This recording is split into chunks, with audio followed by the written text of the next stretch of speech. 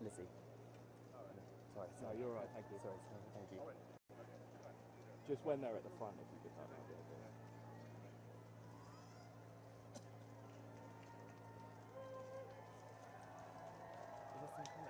Are they early? Yeah, they're here. Yeah, they're there.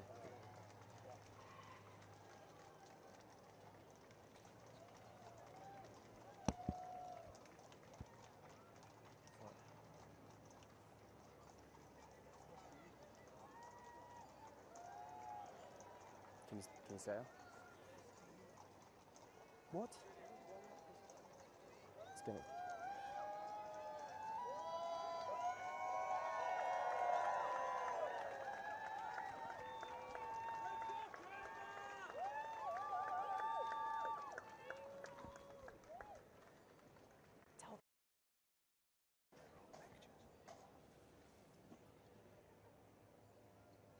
I think they've got a commentator actually, Tom.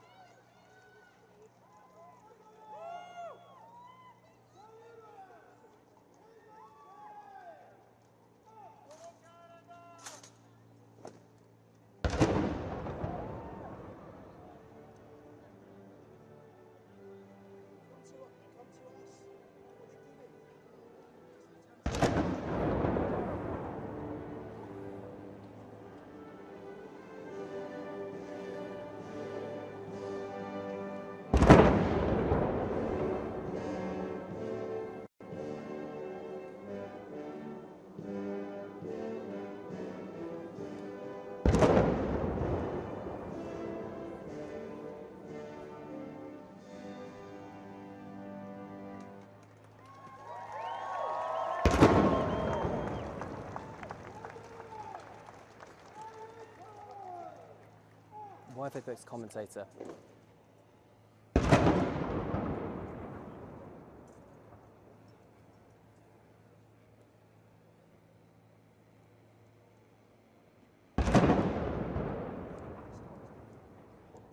Yes. Yep.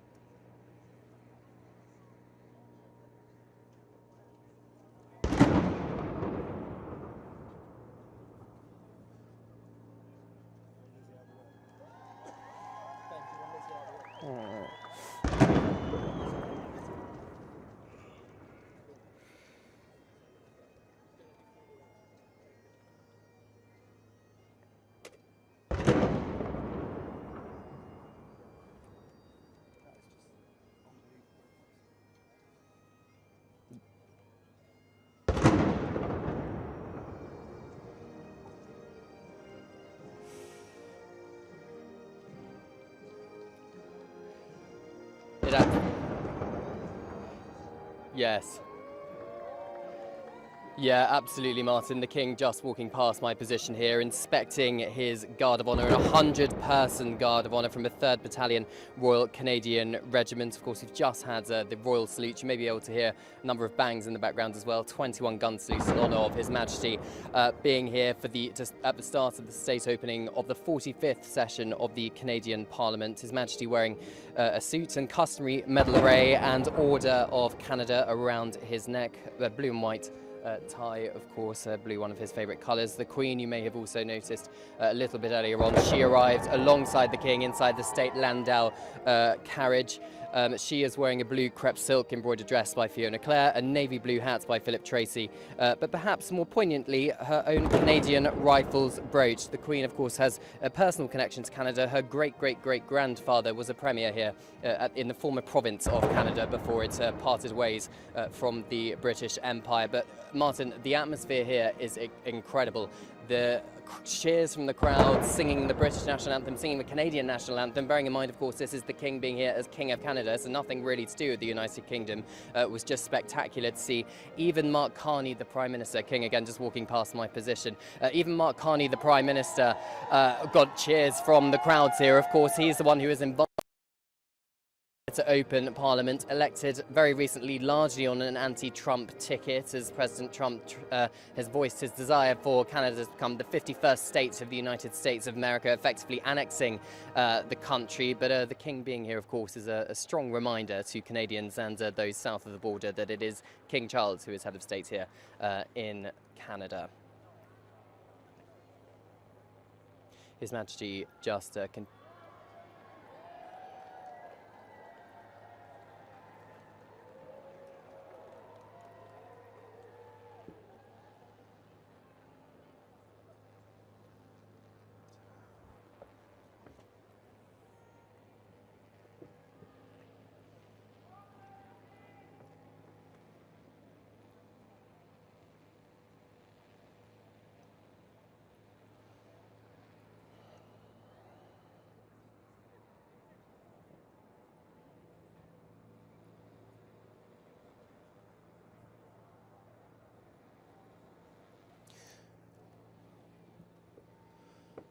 Well, there absolutely is, Martin, because of course Mark Carney also said that Canadians were very disappointed with Sir Keir Starmer for inviting President Trump for a state visit to the United Kingdom. Of course, King Charles, as King of the United Kingdom, would be the one rolling out the red carpet for him. So that does mean he's walking a bit of a tight diplomatic tightrope, doesn't it?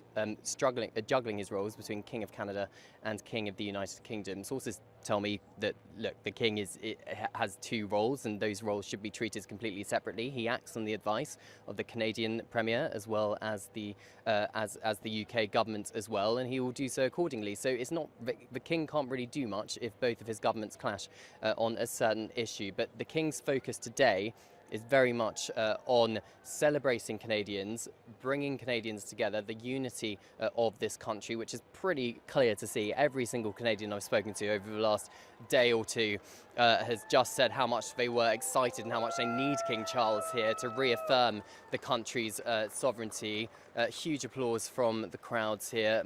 Some of them have been queuing since around 6 o'clock this morning for a chance to meet their Majesties.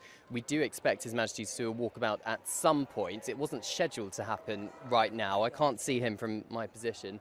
Oh, he's just walking past us now, back towards the Senate, having inspected the 100-person Guard of Honour, and he'll be making his way into the Senate building. This building is a temporary Senate. It's an old train station because the current Parliament is being refurbished at the moment. The King just standing on the dais and thanking the military personnel for the spectacular Guard of Honour, pomp and pageantry.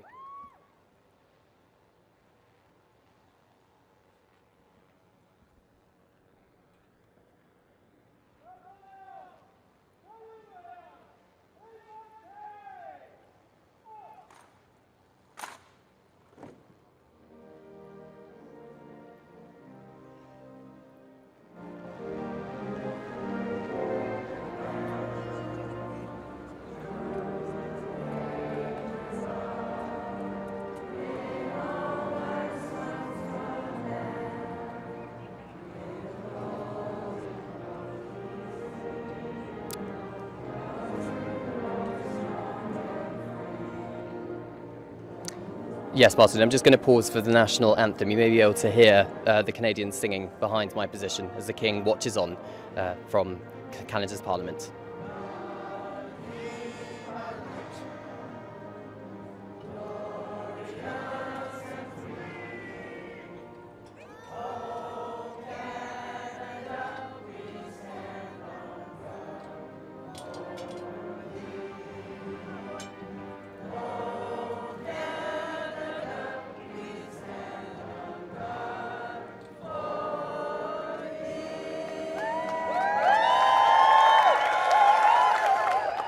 Well, there you have it, Martin. I mean, you can just hear the atmosphere here, can't you? An incredibly patriotic nation of Canadians here sharing this moment with their head of state as he goes into the Senate to deliver a speech on behalf of his government, led by Prime Minister Carney, accompanied by Her Majesty the Queen there, the Governor-General of Canada, Mary Simon, the Prime Minister Mark Carney, a number of equerries as well.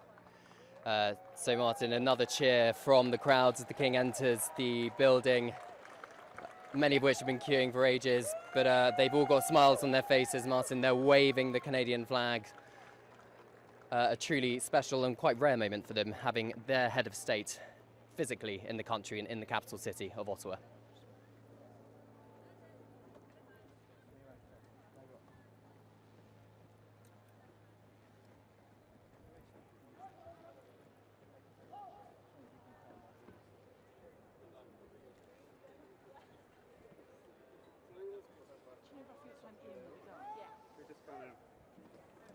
I think there's no one here realised what was there. Still on watches, still on.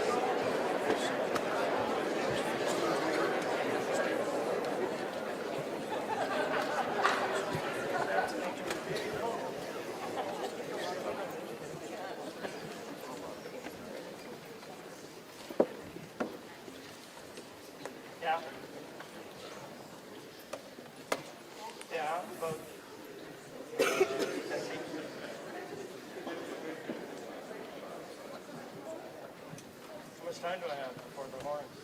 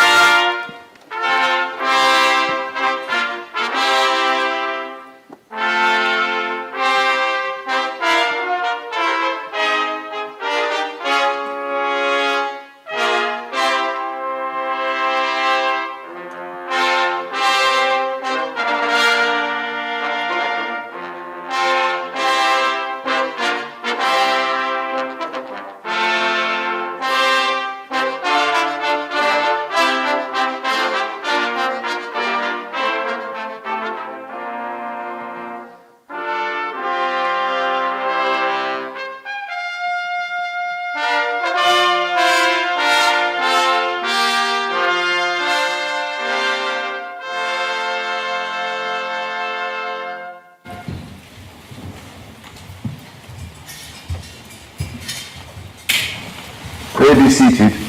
Veuillez vous asseoir.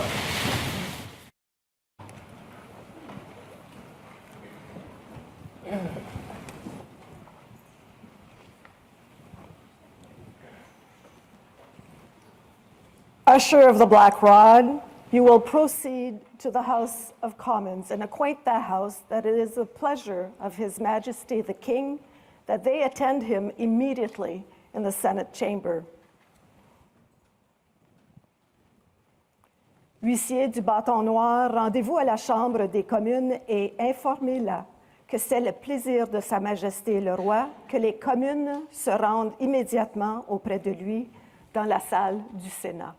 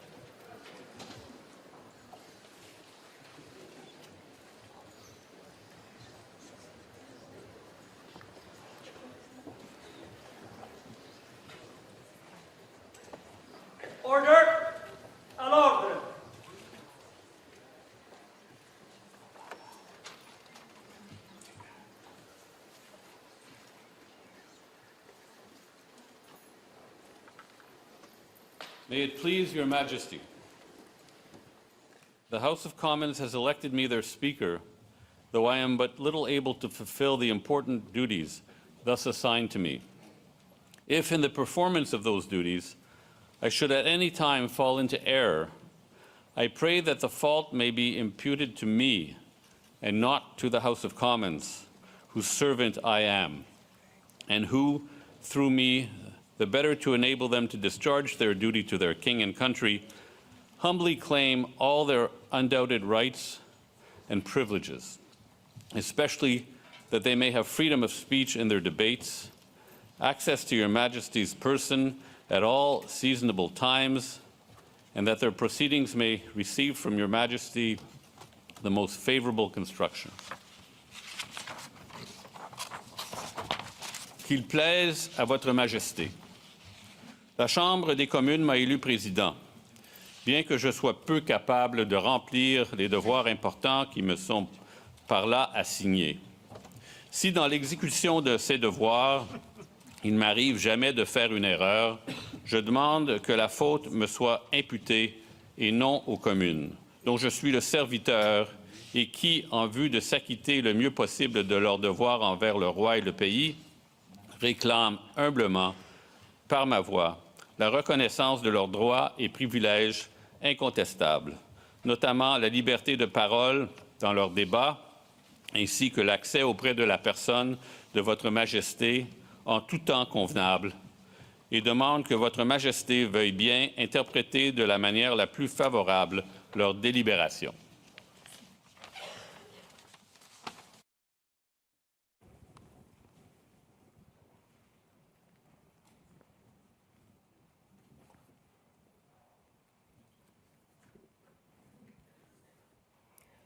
Mr. Speaker, I am commanded by His Majesty the King to declare to you that he freely confides in the duty and attachment of the House of Commons to His Majesty's person and government, and not doubting that their proceedings will be conducted with wisdom, temper, and prudence, he grants and upon all occasions will recognize and allow their constitutional privileges.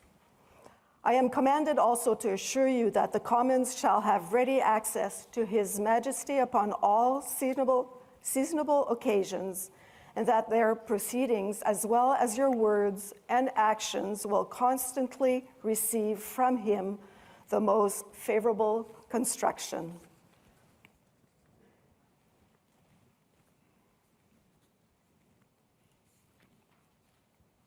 Monsieur le Président, Sa Majesté, le roi, me charge de vous dire que, ayant pleine confiance dans le loyalisme et l'attachement de la Chambre des communes envers la personne et le gouvernement de Sa Majesté, et ne doutant nullement que ces délibérations seront marquées au coin de la sagesse, de la modération et de la prudence, il lui accorde et en toute occasion saura reconnaître ses privilèges constitutionnels. J'ai également ordre de vous assurer que les communes auront, en toute occasion convenable, libre accès auprès de Sa Majesté et que leurs délibérations, ainsi que vos paroles et vos actes, seront toujours interprétés par lui de la manière la plus favorable.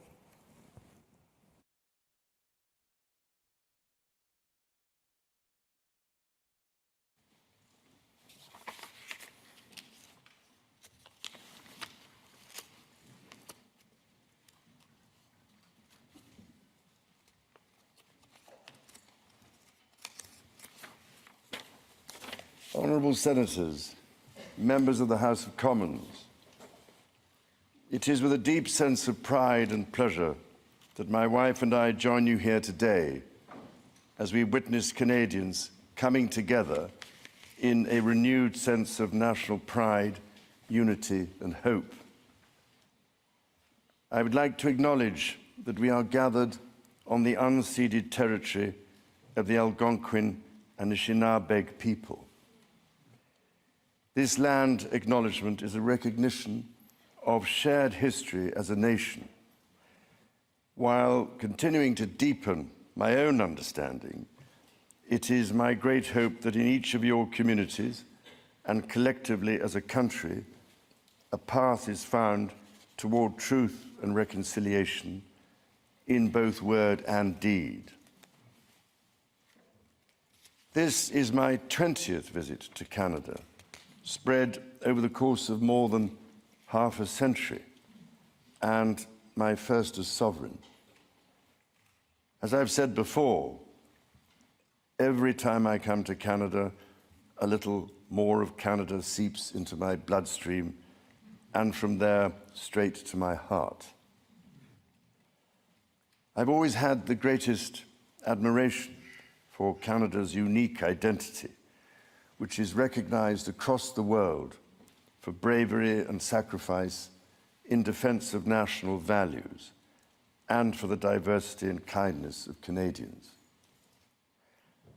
To the First Nations, Inuit and Métis peoples, you have welcomed my family and myself to your traditional lands with great warmth and hospitality, for which I am humbly grateful.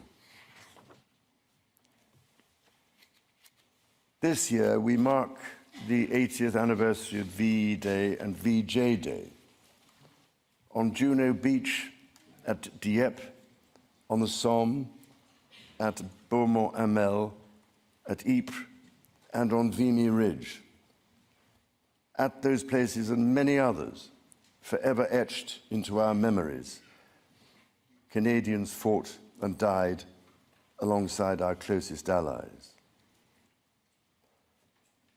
Aujourd'hui, je vois des îlots venant d'un bout à l'autre du Canada, de Saint-Jean's à Terre-Neuve et Labrador, de Victoria en Colombie-Britannique et d'Arviat au Nunavut.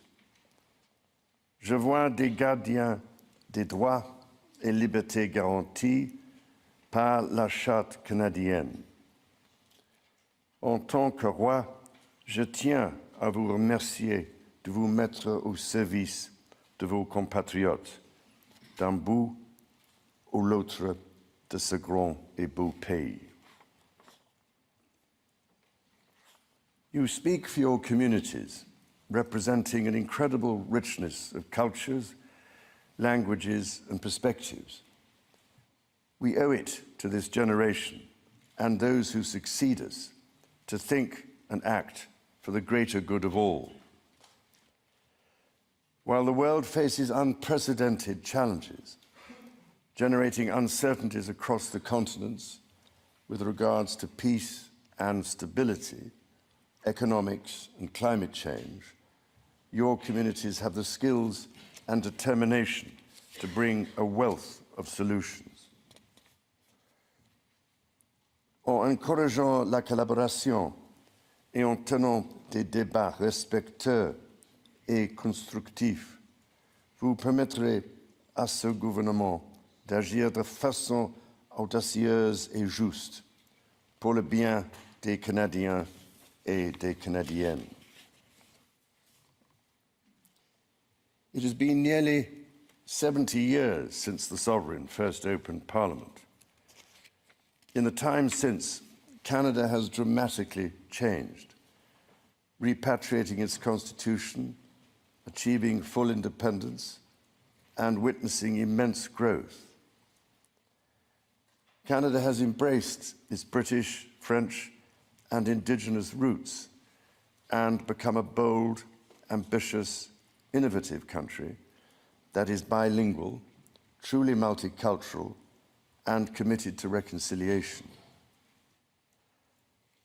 The Crown has for so long been a symbol of unity for Canada. It also represents stability and continuity from the past to the present.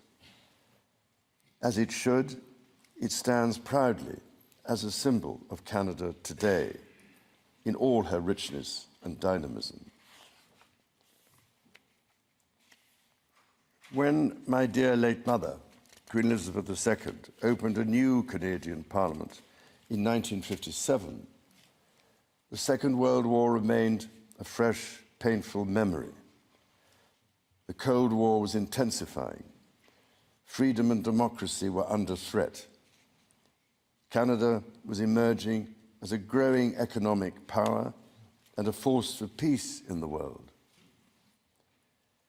In the decades since, history has been punctuated by epoch-making events: the Vietnam War, the fall of the Berlin Wall, and the start of the War on Terror. Today, Canada faces another critical moment. Democracy, pluralism, the rule of law, self-determination, and freedom are values which Canadians hold dear, and ones which the government is determined to protect. The system of open global trade that, while not perfect, has helped to deliver prosperity for Canadians for decades, is changing. Canada's relationships with partners are also changing. Il nous faut confronter la réalité. Depuis la Deuxième Guerre mondiale, notre monde n'a jamais été aussi dangereux et instable. Le Canada fait face à des défis qui, dans nos vies, sont sans précédent. Many Canadians are feeling anxious and worried about the drastically changing world around them. Fundamental change is always unsettling. Yet this moment is also an incredible opportunity for renewal, an opportunity to think big and to act bigger, an opportunity for Canada to embark on the largest transformation of its economy since the Second World War. A confident Canada, which has welcomed new Canadians, including from some of the most tragic global conflict zones, can seize this opportunity by recognizing that all Canadians can give themselves far more than any foreign power on any continent can ever take away. And that by staying true to Canadian values, Canada can build new alliances and a new economy that serves all Canadians. The Prime Minister and the President of the United States, for example, have begun defining a new economic and security relationship between Canada and the United States, rooted in mutual respect and founded on common interests, to deliver transformational benefits for both sovereign nations. Simultanément, le gouvernement œuvre à renforcer ses relations avec des partenaires commerciaux et des alliés fiables. Sachons que le Canada possède ce dont notre monde a besoin et défend les valeurs que ce monde respecte. Le Canada est prêt à bâtir une coalition de nations qui partagent ces valeurs, qui croient en la coopération internationale et le libre-échange de biens, de services et d'idées. Dans ce monde nouveau, qui évolue à un rythme frénétique, le Canada tracera la voie à suivre. La démonstration en sera faite dès juin, quand le Canada présidera le sommet du G7. The government is guided by its conviction that the economy is only truly strong when it serves everyone. Many Canadians are struggling to get ahead. The government is responding, reducing middle-class taxes and saving two-income families up to $840 a year. It will cut the GST on homes at or under $1 million for first-time home buyers, delivering savings of up to $50,000. And it will lower the GST on homes between $1 million and $1.5 million. Le gouvernement assurera la pérennité de programmes qui permettent déjà aux familles d'économiser des milliers de dollars par année, notamment ceux pour les garderies et l'assurance médicaments. À ces progrès s'ajoute l'élargissement du régime canadien de soins dentaires, qui sera bientôt accessible à environ 8 millions de Canadiens et de Canadiennes, leur permettant d'économiser plus de 800 dollars par année en moyenne. The government's overarching goal, its core mission, is to build the strongest economy in the G7. That starts with creating one Canadian economy out of 13. Internal barriers to trade and labour mobility cost Canada as much as $200 billion each year. The government will introduce legislation to remove all remaining federal barriers to internal trade and labour mobility by Canada Day. Les premiers ministres de plusieurs provinces et territoires ont déjà pris des mesures pour éliminer les obstacles au commerce intérieur. Le gouvernement va s'appuyer sur ces progrès pour créer, d'ici la fête du Canada, un réel système de libre-échange à travers le pays. Il s'agit d'efforts essentiels pour permettre au Canada de réaliser tout son potentiel économique, mais cela reste insuffisant. To build Canada strong, the government is working closely with provinces, territories, and Indigenous peoples to identify and catalyse projects of national significance. Projects that will connect Canada, that will deepen Canada's ties with the world, and that will create high-paying jobs for generations. Given the pace of change and the scale of opportunities, speed is of the essence. Through the creation of a new major federal project office, the time needed to approve a project will be reduced from 5 years to 2, all while upholding Canada's world-leading environmental standards and its constitutional obligations to Indigenous peoples. The government will also strike cooperation agreements with every interested province and territory within 6 months to realise its goal of one project, one review. When Canadians come together, Canada builds things that last.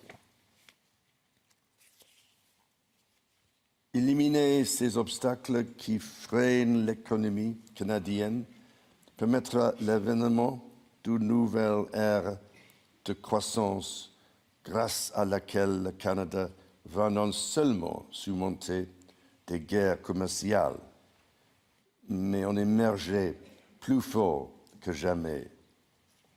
Cela lui permettra de devenir une superpuissance en matière d'énergie verte et conventionnelle, de bâtir une stratégie industrielle qui rendra le Canada plus compétitif à l'international, tout en luttant contre les changements climatiques, de bâtir des centaines de milliers de bonnes carrières dans les métiers spécialisés, et donc de faire du Canada une plaque tournante pour la science et l'innovation. Critically, the government will undertake a series of measures to help double the rate of home building while creating an entirely new housing industry, using Canadian technology, Canadian skilled workers, and Canadian lumber. The government will introduce measures to deliver affordable homes by creating Build Canada Homes. This mission-driven organization will act to accelerate the development of new affordable housing. It will invest in the growth of the prefabricated and modular housing industry, and it will provide significant financing to affordable home builders. The government will make the housing market work better, including by cutting municipal development charges in half for all multi-unit housing. The government will drive supply up to bring housing costs down. To be truly strong, Canada must be secure. To that end, the government will introduce legislation to enhance security at Canada's borders. Law enforcement and intelligence agencies will have new tools to stop the flow of fentanyl and its precursors. The Canada Border Services Agency will be given new powers to examine goods destined for export, to prevent the transport of illegal and stolen products, including cars. Le gouvernement protégera la souveraineté du Canada en rebâtissant, réarmant et réinvestissant dans les forces armées canadiennes. Il stimulera l'industrie militaire canadienne en prenant part au plan Réarm Europe et contribuera ainsi avec des partenaires européens à la sécurité transatlantique. Et il investira pour renforcer sa présence dans le Nord, alors que cette région, qui est partie intégrante de la nation canadienne, fait face à de nouvelles menaces. The government will discharge its duty to protect Canadians and their sovereign rights from wherever challenges may come at home or abroad. To keep communities safe, the government will hire 1,000 more RCMP personnel. It will change firearms licensing and strengthen enforcement of yellow and red flag laws. Weapons licenses for those convicted of intimate partner violence and those subject to protection orders will be revoked. Through the deployment of scanners, drones, and helicopters, additional personnel, and canine teams, the government will stem the tide of illegal guns and drugs across the border. It will take these steps while protecting the rights of law-abiding gun owners and Indigenous peoples' long-standing hunting traditions. The government will bring a renewed focus on car theft and home invasions by toughening the criminal code to make bail harder to get for repeat offenders charged with committing these crimes, along with human trafficking and drug smuggling. During this time of great change, Canadians are uniting behind what makes Canada unique. La langue française et la culture québécoise sont au cœur de l'identité canadienne. Elles définissent le pays que les Canadiens, les Canadiennes et moi aimons tant. Le Canada est un pays où l'on respecte et célèbre les langues officielles et les langues autochtones. Le gouvernement est déterminé à protéger les institutions qui font rayonner ces cultures et cette identité dans le monde entier, comme CBC Radio-Canada. Protéger ce qui nous donne accès à des aliments frais, sains et de qualité les producteurs agricoles et protéger la gestion de l'offre. Nature is core to Canada's identity. In 2022, Canada convened COP15 in Montreal, which concluded with 196 countries striking a historic agreement to protect 30% of their lands and 30% of waters by 2030. To this end, the government will protect more of Canada's nature than ever before through the creation of new national parks, national urban parks, marine protected areas, and other conservation initiatives. The government will always protect the rights and freedoms that the Charter guarantees for every Canadian. The government will be a reliable partner to Indigenous peoples, upholding its fundamental commitment to advancing reconciliation. Central to this commitment is the creation of long-term wealth and prosperity with Indigenous peoples. For that reason, the government will double the Indigenous Loan Guarantee Program from $5 billion to $10 billion, enabling more Indigenous communities to become owners of major projects. As Canada moves forward with nation-building projects, the government will always be firmly guided by the principle of free, prior, and informed consent. Canada's immigration system has long been a source of pride for Canadians and of dynamism for the economy. The government is dedicated to rebuilding the trust of Canadians in immigration by restoring balance to the system.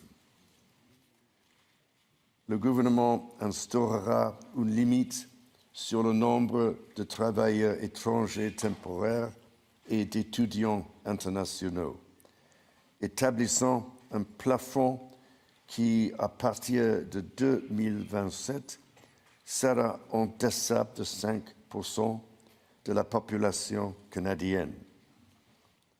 Simultanément, il attirera les meilleurs talents dans le monde pour bâtir l'économie. Et il fera savoir aux Canadiens et aux Canadiennes qui travaillent à l'étranger que s'ils songent à revenir au pays, il n'y a pas de moment plus propice pour le faire. Dans toutes ces actions, le gouvernement sera guidé par une nouvelle discipline fiscale. Dépenser moins pour que les Canadiens puissent investir plus. Day-to-day government spending, the government's operating budget, has been growing by 9% every year. The government will introduce measures to bring it below 2%. Transfers to provinces, territories, or individuals will be maintained. The government will balance its operating budget over the next 3 years by cutting waste, capping the public service, ending duplication, and deploying technology to improve public sector productivity. In parallel, the government will take a series of measures to catalyze new investment to create better jobs and higher incomes for Canadians. The scale of the government's initiative will match the challenges of our times and the ambitions of Canadians. Honourable Senators, members of the House of Commons, when my dear late mother addressed your predecessors 7 decades ago, she said that in that age and against the backdrop of international affairs, no nation could live unto itself.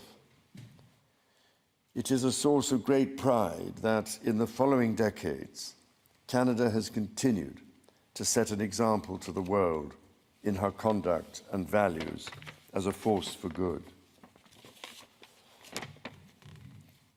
À vous et à l'ensemble du peuple canadien, mon épouse et moi-même adressons nos sincères remerciements pour cet accueil des plus chaleureux.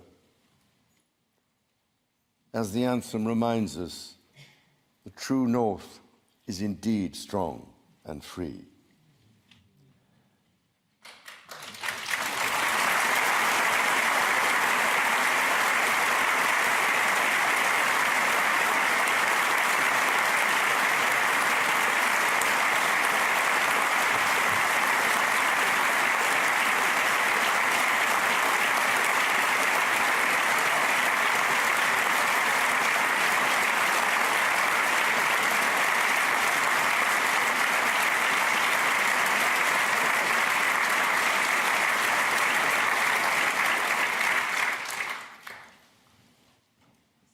Members of the House of Commons, you will be asked to appropriate the funds to carry out the services and expenditures authorised by Parliament.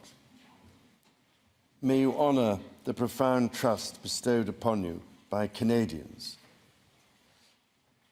And may God bless and guide you in all your duties.